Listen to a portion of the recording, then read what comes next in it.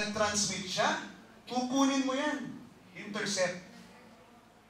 Intercept, and then manipulate the data, and then send it back dun sa pupuntahan dapat ng hacker, ng transmission na yun. So send it back without the recipient knowing it. No? Okay. Ang tanong, madali bang i-hack ang machine?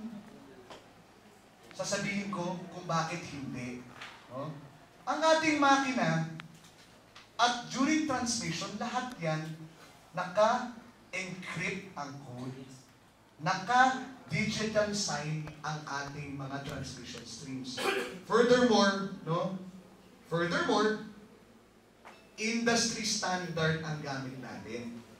Industry standard encryption algorithm, 128-bit encryption. Okay? Hindi po kami ang nag-invento ng encryption na iyan. No? Ginagamit rin yan sa ibang industriya, such as banking, no? Banking applications, ATMs, those all use encryption and 128-bit encryption. No? Now, ang tanong ko sa iyo, nakarinig na ba kayo ng bangko na nahack? Ha? May nahack na ba kayong bangko? Kung may nahack na kayong bangko, turuan niyo ako. Happy tayo sa profit. No? Okay.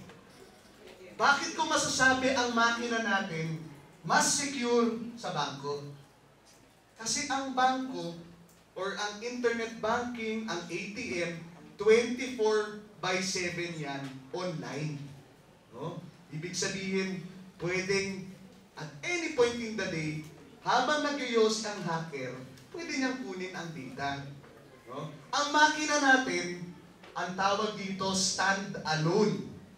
Ibig sabihin, our machine is not connected to any network at any point in the day.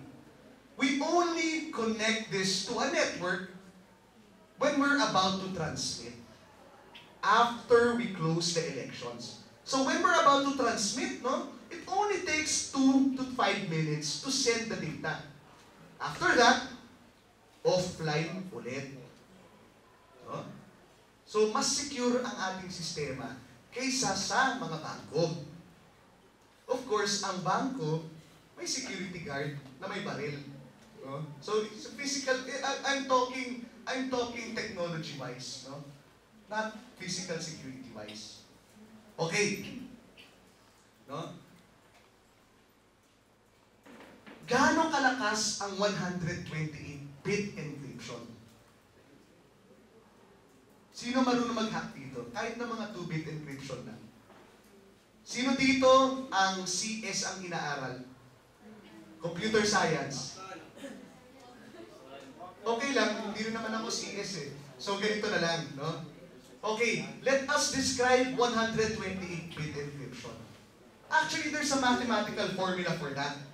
When you say 128-bit, it's like you're saying 2 raised to the 128th power.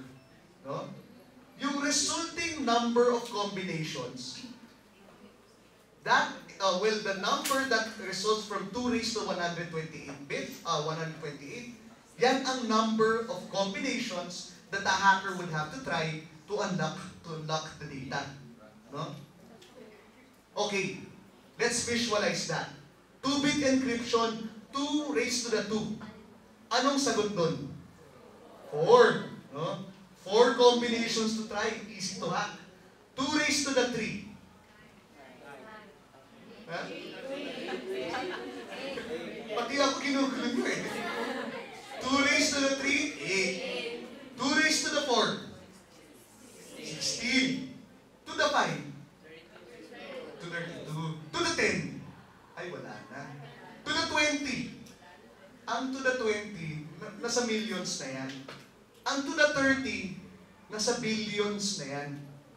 Ang to the 128, nasa undecillion yan. 340 undecillion. No? Pwede nyo i-compute, pero baka magwelga yung baka mamatay na lang yung calculator nyo. No? Kasi masyado malaki ang number na yan. No? Let's visualize. Million, billion, trillion, quadrillion, quintillion, sextillion, septillion, octillion, nonillion, decillion, undecillion. At hindi 1 undecillion. 340 undecillion yan. No? Ang laking number niyan. That is the number of combinations a hacker would have to try to unlock the code. No? Mas madali pang tamaan ng kidnap 4 na beses para kaysa ma-hack ang code. Mas madali pa manalo ng loto 10 beses kaysa ma-unlock ang code. No? Visualize ulit natin yan. Another example. Ilang tao sa buong mundo? How many people are there in the whole world? Hindi aabot ng trillion. Good effort, good effort. Sir, tama, no? Hindi aabot ng trillion. Hindi ko rin alam eh. O sabihin na lang natin trillion. No? O sabihin natin quadrillion para sigurado. No? Okay. Sabihin natin, there are something quadrillion number of people in the whole world. Kasama na babies. No? Okay, let's say, lahat ng mga tao na yan, bigyan ng state-of-the-art computer. No? Lahat sila. Tapos lahat sila, tulong-tulong, no?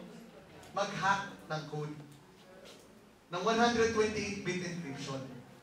No? Tapos lahat sila tulong-tulong, no? Pero hindi pareho yung mga combinations na tinatry nila. Limited lang. Okay. Kunyari ikaw, 1 to 10, subukan mo siya, 2 to 20, siya, 3 to 30. Mali, 1 to 10, 11 to 20, 21 to 30. Yan. No? Guess what? Hindi mauubos ang combinations in less than 1 year. No? Pero 5 minutes lang ang ating window of opportunity. So, tanong ko sa inyo, possible ba ma-hack ang system? Actually, possible naman. Possible. Pero mahirap. Mahirap na mahirap na mahirap na mahirap. Undecillion level na mahirap. No? So, napakahirap yan. In effect, napakahirap. Furthermore, kung kaya ko mag-hack ng election system, mag-hack na lang ako ng bangko. May pera pa. No? Okay. With that in mind, I will distribute some ballots. No?